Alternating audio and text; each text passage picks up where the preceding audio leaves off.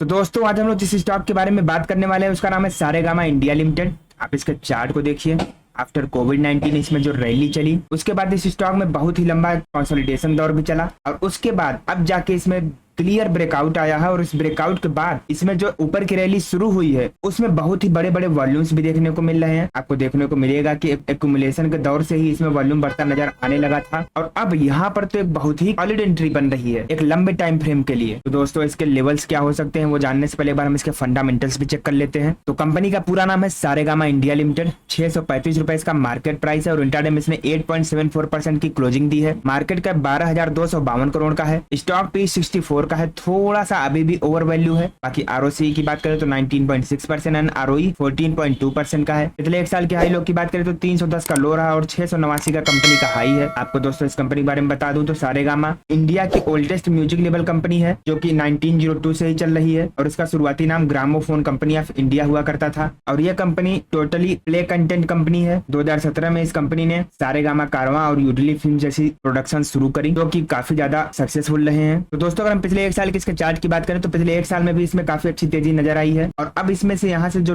तेजी शुरू होने वाली है वो आपको अलग लेवल पर ले जा सकती है। तो अगर हम इसके प्रोज एंड कॉन्स की बात करें तो अच्छी बात है कि ये कंपनी ऑलमोस्ट डेप्ट फ्री है और पिछले 5 सालों में इसका जो सीएजीआर है वो 29.8% की रेट से ग्रो किया है और कंपनी बहुत ही हेल्दी डिविडेंड भी पे आउट करती है। साथ ही इसके कॉन्स की बात करें तो इसका स्टॉक अभी भी 8 टाइम्स बुक वैल्यू पर ट्रेड कर रहा है। वहीं पर अगर हम इसके पीयर कंपैरिजन की बात करें तो इसमें आपका सन टीवी हो गया, पीवीआर आइनॉक्स, सारेगामा है ही, साथ में आपका Zee entertainment, tips music, TV 18 and prime focus जैसी कंपनियां हैं। तो दोस्तों अगर हम इस कंपनी के क्वार्टरली रिजल्ट्स की बात करते हैं तो इसका जो सेल्स ग्रोथ है वो जून 2021 में 105 करोड़ का था, जून 2022 में 166 करोड़, जून 2023 में 163 करोड़ और जून 2024 में 205 करोड़ का रहा। वहीं पर नेट प्रॉफिट की बात करें तो जहां जून 2021 में 27 करोड़ का प्रॉफिट था, जून 2022 में 42 करोड़ का, जून 2023 में 43 करोड़ का प्रॉफिट और जून 2024 में 37 करोड़ का नेट प्रॉफिट भी है। दोस्तों अगर हम इसके लॉन्ग टर्म प्रॉफिट लॉस की बात करें तो इसका जो सेल्स ग्रोथ है वो मार्च 2013 में 186 करोड़ का था, मार्च 2017 में 218 करोड़, मार्च 2021 में 442 करोड़ और करंट में कुल 845 करोड़ का है। वहीं पर नेट प्रॉफिट की बात करें तो जहां मार्च 2013 में 7 करोड़ का प्रॉफिट था, मार्च 2017 में 9 करोड़ का, मार्च 2021 में 113 करोड़ का प्रॉफिट और अभी करंट में कुल 191 करोड़ का नेट प्रॉफिट भी है। तो दोस्तों अगर इस कंपनी के स्टॉक प्राइस सीजीआर की बात करें तो पिछले 10 सालों में कंपनी ने 47% की रेट से, पिछले 5 सालों में 80% की रेट से, पिछले 3 सालों में 18% की रेट से और पिछले 1 साल में 84% का बहुत ही शानदार रिटर्न दिया है। तो अगर हम कंपनी के बोरोइंग्स की बात करें तो जहां मार्च 2013 में 61 करोड़ का लोन था, मार्च 2017 में 3 करोड़ का हो गया था, मार्च 2021 में सिर्फ और सिर्फ 1 करोड़ का और अभी करंट में कुल मार्च 2024 में 5 करोड़ का लोन है कंपनी के ऊपर। जिसकी तुलना में टोटल एसेट की बात करते हैं अगर हम तो मार्च 2013 में 245 करोड़ का एसेट था, मार्च 2017 में 480 करोड़ का, मार्च 2021 में 784 करोड़ और अभी मार्च 2024 में कुल 2034 करोड़ का टोटल एसेट भी है। जिसकी तुलना में जो लोन है ये लोन बस एकदम नाम मात्र का है, देखा जाए तो ऐसा कोई खास इसमें लोन है नहीं। तो एक रूप से आप इस कंपनी को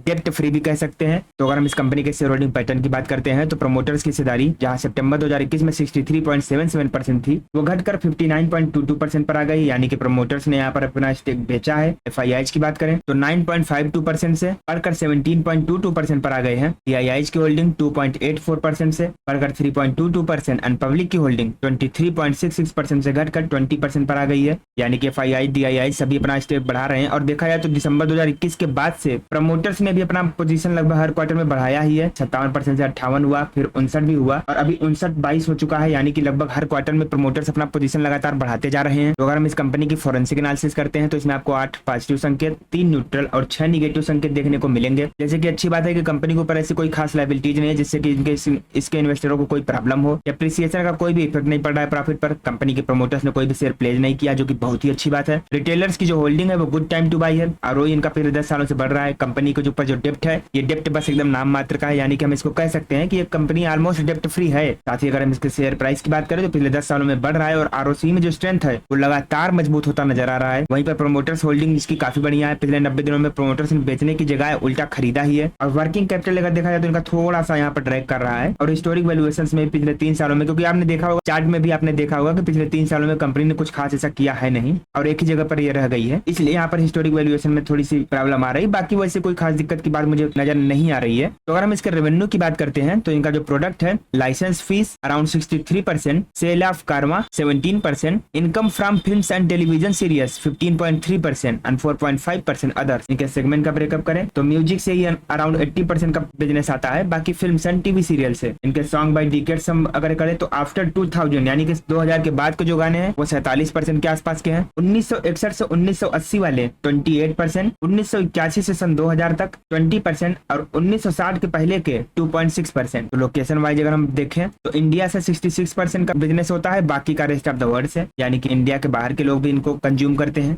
ओवरऑल अगर हम लोकेशन वाइज ब्रेकअप करें तो इंडिया से 59% and rest of the world से अराउंड 40%। ऑपरेटिंग प्रॉफिट अगर हम देखें दोस्तों तो यहाँ पर आपको देखने को मिलेगा कि म्यूजिक से 99.9% का प्रॉफिट आता है, यानी कि बिजनेस भले दूसरी जगह से भी होता है, यानी कि टीवी सीरियल्स एंड फिल्म से भी होता है, लेकिन प्रॉफिट जो है इनको म्यूजिक से ही होता है। वहीं पर अगर हम इनके लैंग्वेज वाइज ब्रेकअप करें तो हिंदी अराउंड 28%, बंगाली 20%, यानी कि सिर्फ हिंदी ही इनके लिए प्राथमिकता नहीं रखती है, ये बंगाली में भी काफी ज्यादा हिस्सा रखते हैं, तमिल में भी 9%, तेलुगु 7%, पंजाबी 6%, मराठी 5% और 17% और भी रीजनल लैंग्वेजेज हैं। तो दोस्तों हम लोग वापस से इसके चार्ट पर आ चुके हैं। चार्ट पर मैं बता दूं कि यहाँ पर इसमें भयंकर तेजी नजर आई, लेकिन आफ्टर कंसोलिडेशन यहाँ से फिर से एंट्री पॉइंट बन रहा है, यहाँ पर ऑलरेडी बन चुका है। आप चाहे तो यहाँ से भी बाई कर सकते हैं, लेकिन ध्यान रहे कि आपको यहाँ का स्टॉप लॉस भी लगाना है और उसके बाद इसके जो लेवल्स है वो काफी हाई लेवल्स तक प्रॉफिट आपको दिखा सकता है। जैसे कि अगर ये स्टॉक यहाँ से ऊपर निकलता है तो इसमें 800 का लेवल भी बहुत ही आराम से देखने को मिल जाएगा। अगर आप चाहें तो यहाँ पे आप एंट्री ले सकते हैं और पहला टारगेट आप 800 तक का टारगेट कर सकते हैं और उसके बाद फिर यहाँ से अगर ये प्राइस एक्शन बनाता है तो फिर ये और भी ऊपर जाने की क्षमता रखता है। कंपनी दोस्तों अच्छी है, लेकिन कोई भी इन्वेस्टमेंट करना हो तो अपने सूझबूझ के बाद ही इसमें इन्वेस्टमेंट करिएगा, क्योंकि कंपनी अभी भी फंडामेंटली थोड़ा सा ओवर वैल्यू है। और हाँ, अगर कर भी रहे हैं तो स्टॉप लॉस का विशेष ध्यान दीजिएगा। बाकी ये स्टॉक आपके पोर्टफोलियो में है या नहीं कमेंट करके जरूर बताएं।